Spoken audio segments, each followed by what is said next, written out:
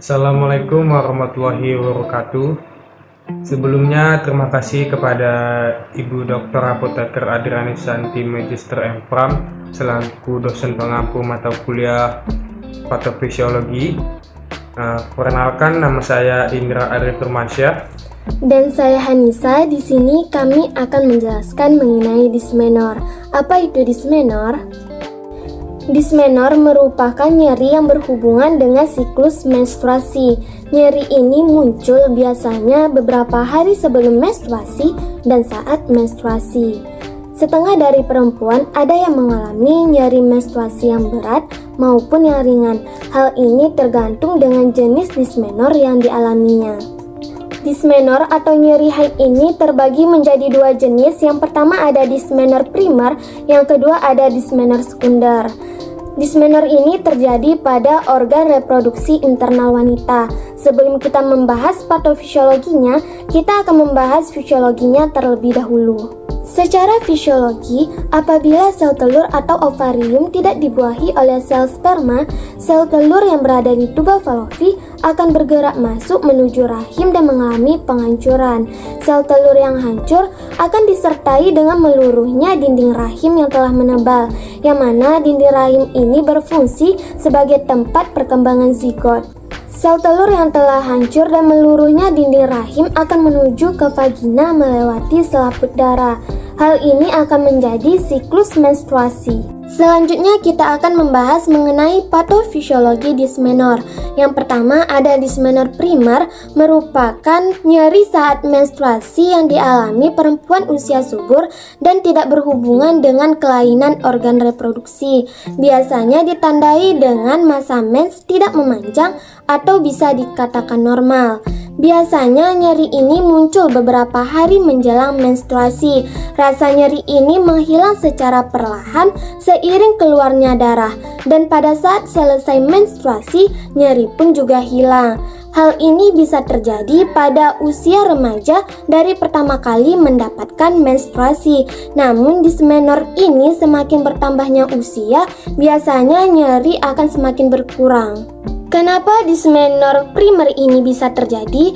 Karena dihasilkannya prostaglandin, yang mana prostaglandin ini berfungsi untuk mendorong otot rahim agar membantu mengeluarkan darah menstruasi, sehingga perempuan yang mengalami menstruasi akan merasakan nyeri haid.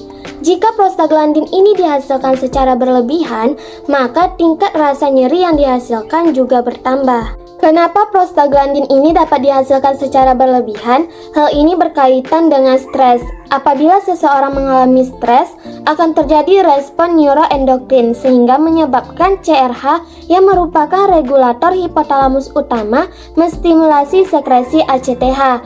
ACTH akan meningkatkan sekresi kortisol adrenal. Hormon-hormon tersebut menyebabkan sekresi FSH dan LH terhambat sehingga perkembangan folikel terganggu. Hal ini menyebabkan sintesis dan pelepasan progesteron juga terganggu. Kadar progesteronnya rendah meningkatkan sintesis prostaglandin F2 alfa dan E2. Ketidakseimbangan antara prostaglandin F2 alfa dan E2 dengan prostasiklin menyebabkan peningkatan aktivitas PGF2 alfa. Peningkatan aktivitas menyebabkan iskemia dan vasokonstriksi pada sel-sel miometrium dan peningkatan kontraksi uterus. Peningkatan kontraksi yang berlebihan dapat menyebabkan dysmenor. Dysmenor primer ini juga dapat disebabkan oleh darah yang keluar dalam keadaan deras melewati selaput darah yang sempit, sehingga hal ini dapat menyebabkan rasa nyeri di area vagina. Dari kedua gambar ini dapat kita lihat bahwa tidak ada perbedaan bentuk antara organ reproduksi internal wanita secara fisiologi maupun patofisiologinya, yaitu dysmenor primer. Yang kedua ada dysmenor sekunder, merupakan nyeri saat menstruasi yang disebabkan oleh adanya kelainan pada organ reproduksi wanita. Dapat ditandai dengan masa menstruasi yang memanjang, nyeri yang tidak tertahankan, bahkan dapat menyebabkan demam dan terdapat keputihan berwarna kuning atau kehijauan. Dysmenor sekunder ini terbagi menjadi 5 kondisi. Yang pertama ada endometriosis, yaitu kondisi kondisi yang mana jaringan atau endometrium yang membentuk di dalam rongga dinding rahim malah tumbuh di luar rongga dinding rahim seperti pada ovarium dan tuba falopi. Jaringan yang tumbuh di luar rongga dinding rahim ini tidak terjadi peluruhan sehingga dapat mengakibatkan rasa nyeri. Yang kedua ada adenomyosis, yaitu lapisan rongga dinding rahim atau endometrium ini malah tumbuh ke dalam otot rahim sehingga rahim membesar atau terjadi peradangan yang dapat mengakibatkan rasa kram dan nyeri. Yang ketiga ada mioma fibroid, yaitu benjolan atau tumor jinak dalam rahim. Umumnya penderita akan merasakan nyeri haid yang berlebihan dan ada juga yang merasakan buang air kecil lebih sering akibat adanya penekanan di perut bagian bawah. Yang keempat ada radang panggul, yaitu adanya infeksi di organ reproduksi wanita. Dan yang kelima ada stenosis cervix, yaitu penyempitan dari leher rahim yang disebabkan oleh infeksi berulang sehingga dapat memicu kanker rahim. Infeksi berulang ini dapat disebabkan oleh darah haid yang terhambat sehingga memicu infeksi berulang-ulang kali karena terdapatnya bakteri. Dari kedua gambar ini dapat kita lihat bahwa terdapat perbedaan struktur organ reproduksi internal wanita secara fisiologi dan patofisiologi, yaitu dysmenorrhea sekunder. Selanjutnya yaitu pengobatan pada dysmenorrhea primer dan sekunder. Nah, pada pengobatan dysmenorrhea primer ini itu bisa diberikan obat anti nyeri golongan orange atau obat antiinflamasi non steroid, yaitu contohnya ibuprofen, diclofenac, ketoprofen dan lainnya.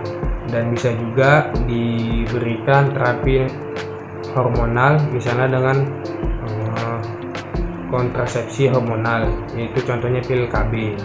Nah, jika dysmenorrhea sekunder ini yaitu pengobatannya itu disesuaikan dengan penyakit yang menyebabkan kekeluhan ini. Maksudnya kekeluhan penyakitnya, yaitu contohnya seperti adenomyosis, yaitu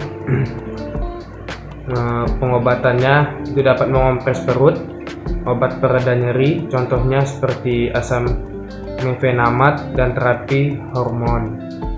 Nah, pada pencegahannya itu bisa dilakukan dengan cara berolahraga teratur untuk mengurangi nyeri, menstruasi, dan bisa membantu mencegah kram. Melakukan olahraga secara rutin setiap minggu. Hanya itu saja yang bisa kami sampaikan.